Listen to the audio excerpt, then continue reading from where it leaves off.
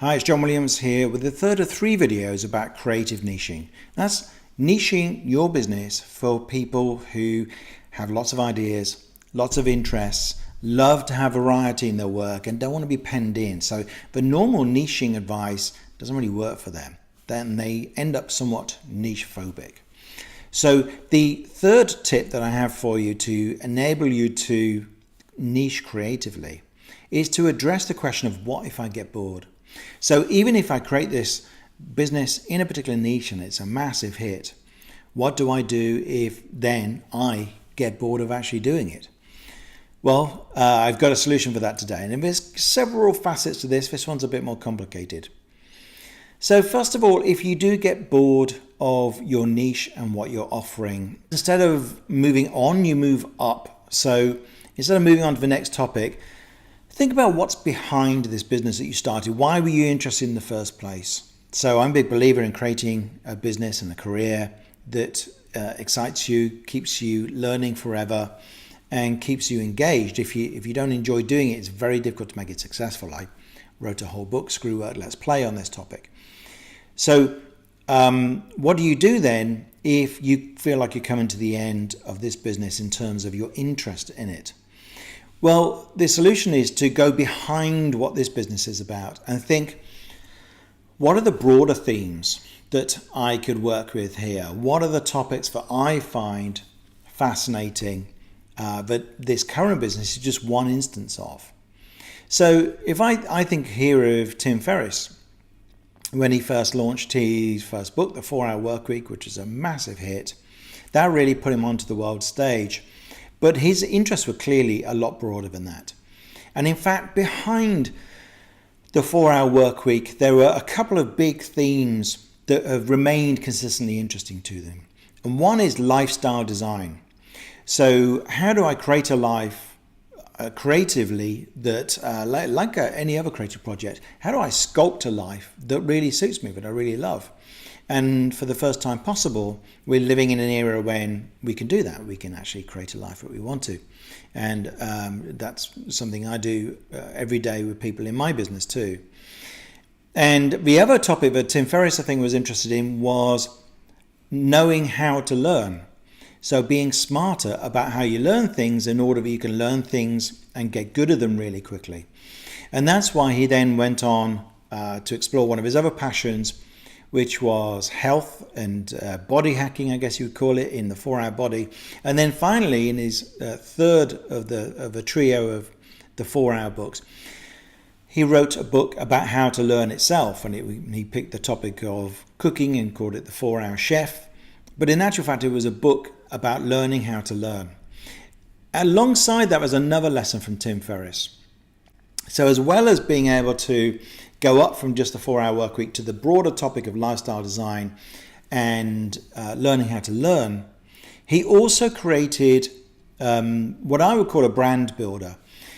So it often makes sense, in order to avoid you going out there and doing the same kind of marketing everybody else does, you want to create something which is very, very unique to you, that's a consistent channel of content or ideas or something that allows you to be seen, to raise your profile, to show yourself at your best, and thereby attract people to you and attract new people in particular.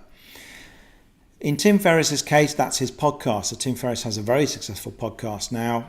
It actually makes money directly from sponsorship, but even if it didn't, I think he would still be doing that. I think he's said that much because it introduces him to so many fascinating people.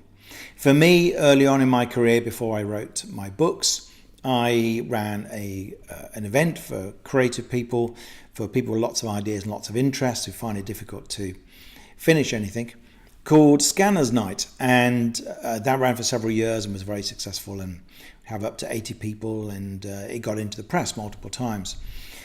That was my brand building, and also I met lots of people there. I met my literary agent and many others.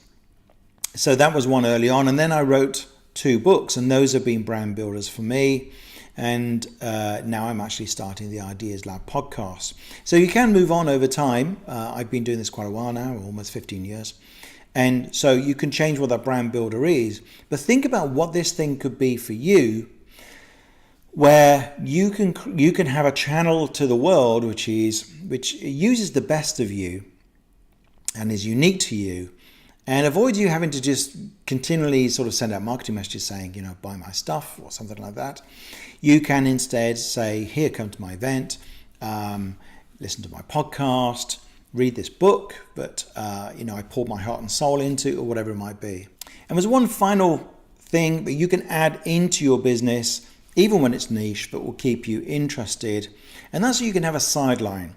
So you can experiment with something different, and perhaps there's some way that it connects in a lateral kind of way with your current business, and so that you can actually still talk about your sideline with your main business. So I've seen, for instance, people who have successful marketing businesses, marketing consultancies, they will start their own online shop to create jewelry or to create a food product, just because they love that stuff, and the marketing stuff become a bit mundane for them. It become a bit routine.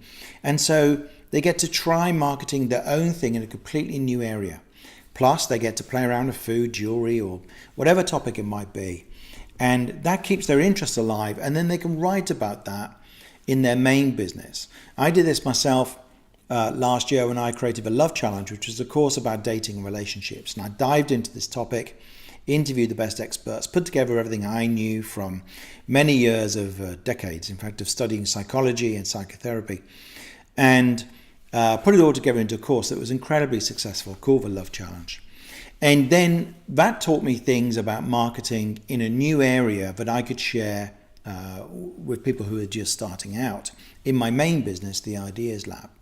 So whatever it is for you, think about, maybe there's a sideline that could just be a hobby, just to keep maybe you write a novel on the side. Or maybe it's one of these sidelines I've mentioned where you can somehow tie it into your main business and you can talk about it with the people who are interested in your main business. So this was the third key to creative niching, of how to keep yourself interested. We also talked in the first video about how to run multiple things, and you do that by making sure that they're all approaching the same market.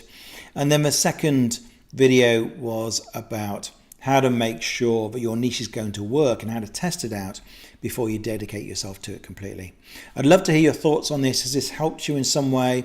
Is there a question that you're still stuck with? Then please comment wherever you're seeing this and let me know. And you can always drop me an email at john@theideaslab.org, and I'd love to get your feedback. Thanks.